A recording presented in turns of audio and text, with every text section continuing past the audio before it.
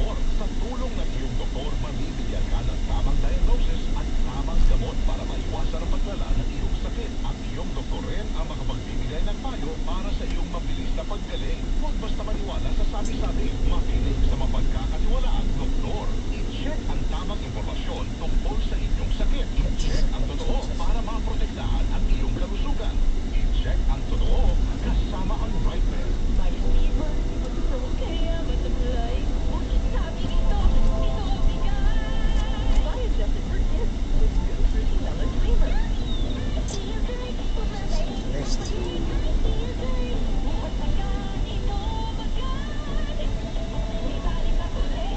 Salamat dito at sa Biogestic for kids. Mas pinagaling, magpagaling versus Freedom formulation. Anagang lulang yan. Paracetamol is the generic name of Biogestic for kids. If symptoms persist, consult doctor. Paracetamol Biogestic for kids.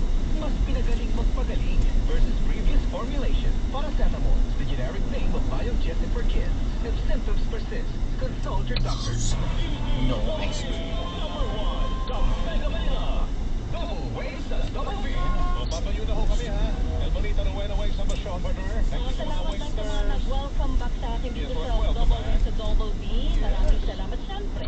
Kasama ko ang pambansang pogi na si Weng de la Peña. Dito lang po yan sa Double Weng sa Double B. Dito ang kwento ay... May kwenta. Siyempre. Gracias, senyor. Adios, kapuso. Double ways sa Double V. Kasama sina Weng Salvacion at Weng de la Peña. Number 1, the Mega Manila.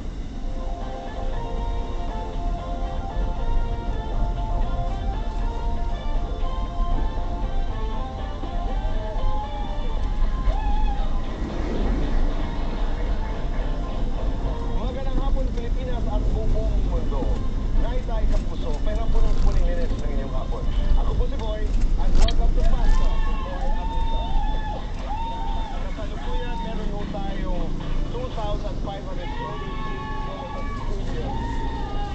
Maraming salamat sa lahat ng mga nanonood po sa atin sa ating mga live streaming channel sa Facebook at YouTube at nakikinig po sa atin sa DZWB.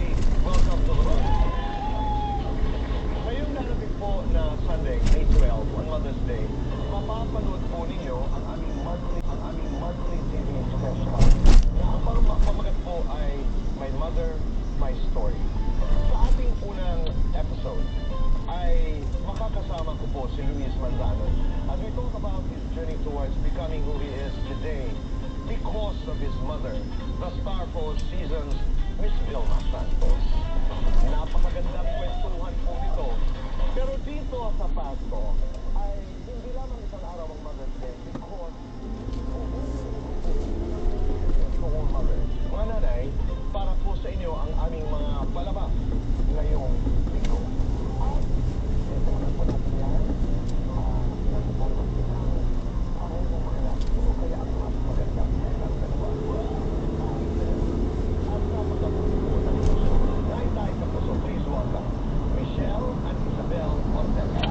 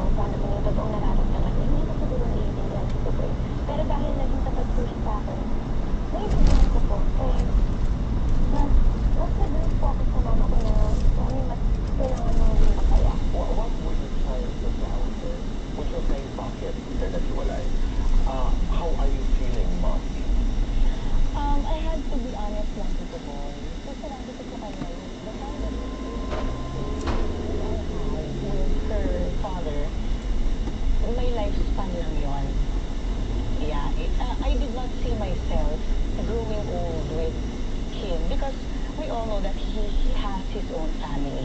Okay. Yeah, so parang I felt na it has to, ano na rin, na-reach na niya yung lifespan niya. Okay. And, very happy ako kasi nagkaroon ako ng Isabel. Yes. So, naiintindihan niya ng anak ko. How was that journey, Michelle, without having to intrude too much? You made that choice. Wala ka bang pangamba na hindi ka mauunawaan ng anak mo? Na pumasok ka sa isang napakakomplikadong relasyon? Oo. Because you made that choice. Oo. Hindi po. Kasi Isabel grew up knowing also that her father also has Okay. a family din talaga na tunay. Opo. Ang importante ang naririnig ko, hindi kayo nagsinungaling. Hindi po. Kumusta ang relasyon mo sa tatay? Good po. It's really good. I feel like he's very proud of all of the businesses na, napatayo ko na nung nakapag-graduate ako.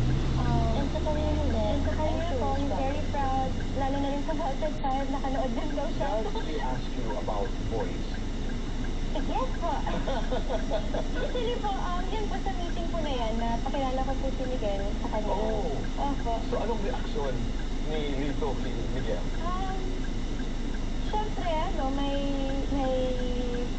pangalan. Ayan, na-meet na niya. And, Anong sabi? This is interesting. actually, mas stricto po yung nanay ko eh. So, mas sa nanay po ako kinabahan. And mas sa nanay. Parang ang sinabi na po ng papa ko is, alam mo ng nanay mo. Nung sinabi niya na opo, then, okay, naging chill na siya. Kasi alam niya, mas si mama yung pulis sa kanilang dalawa. What about financial support?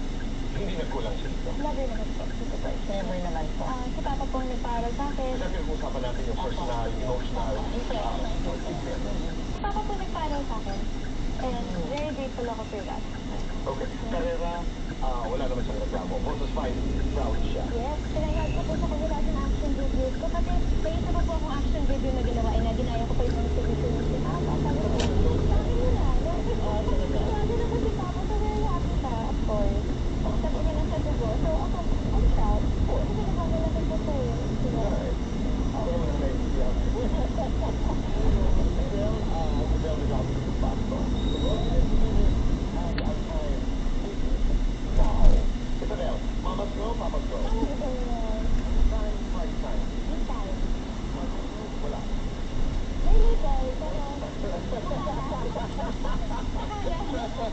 Oo, hindi. Tumakot niya kay Mami. Hindi.